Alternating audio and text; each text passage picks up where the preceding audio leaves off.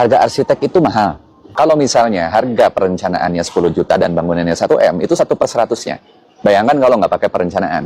Kalau misalnya apa yang sudah dirancang dan dibangun kemudian ternyata tidak benar-benar apa yang diinginkan.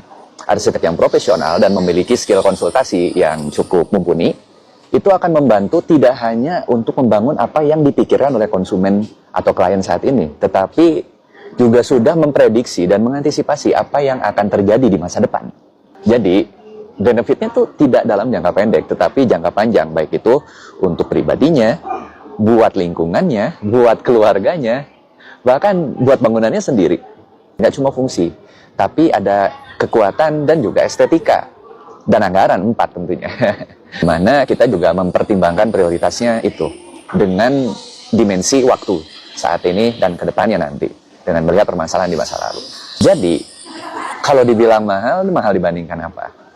Nah, tetapi memang layanan yang seperti ini tidak untuk semuanya, hanya untuk mereka yang siap secara mental saja. Sama halnya seperti dokter spesialis. Ya, beberapa orang bisa mengatakan, dokter spesialis kok mahal? Tapi pertanyaannya, kenapa masih ada orang yang mau ke dokter spesialis? Kenapa masih ada orang yang mau melakukan diagnosa seperti CT scan, seperti cek darah? Tapi ada beberapa dokter di daerah-daerah tertentu yang langsung aja ngevonis bahwa sakitnya tuh ini gitu.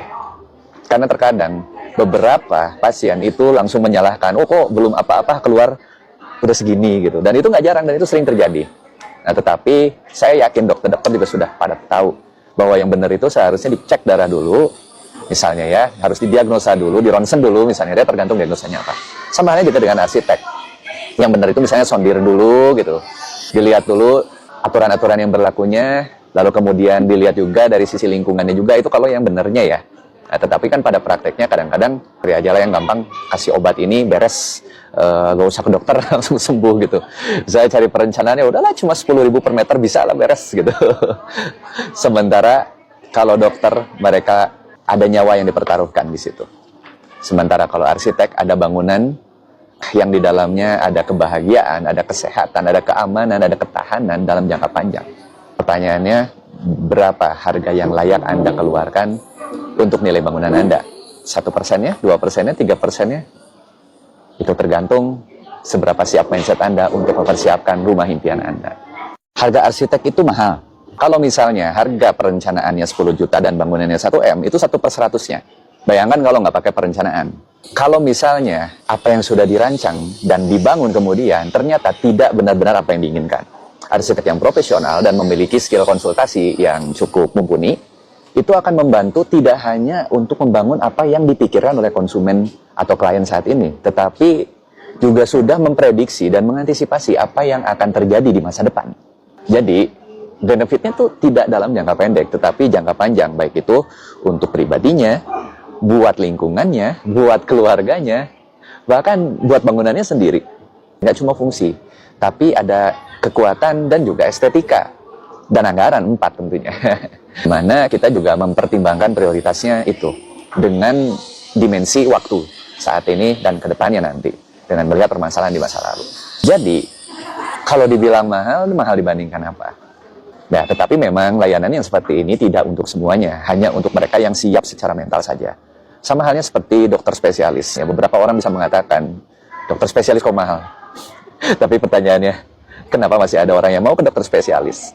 Kenapa masih ada orang yang mau melakukan diagnosa seperti CT scan, seperti cek darah?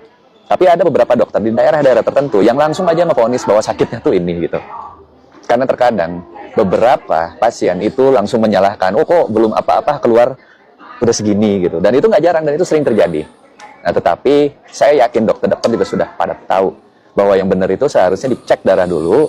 Misalnya ya, harus didiagnosa dulu, di ronsen dulu misalnya, dia tergantung diagnosanya apa. Sama halnya juga dengan arsitek.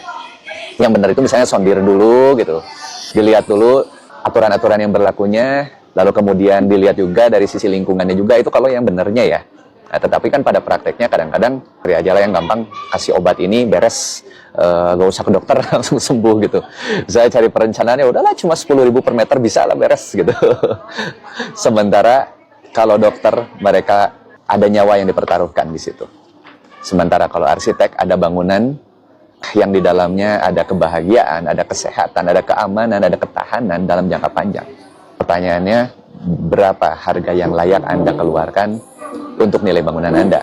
1%-nya, 2%-nya, 3%-nya, itu tergantung seberapa siap mindset Anda untuk mempersiapkan rumah impian Anda. Harga arsitek itu mahal.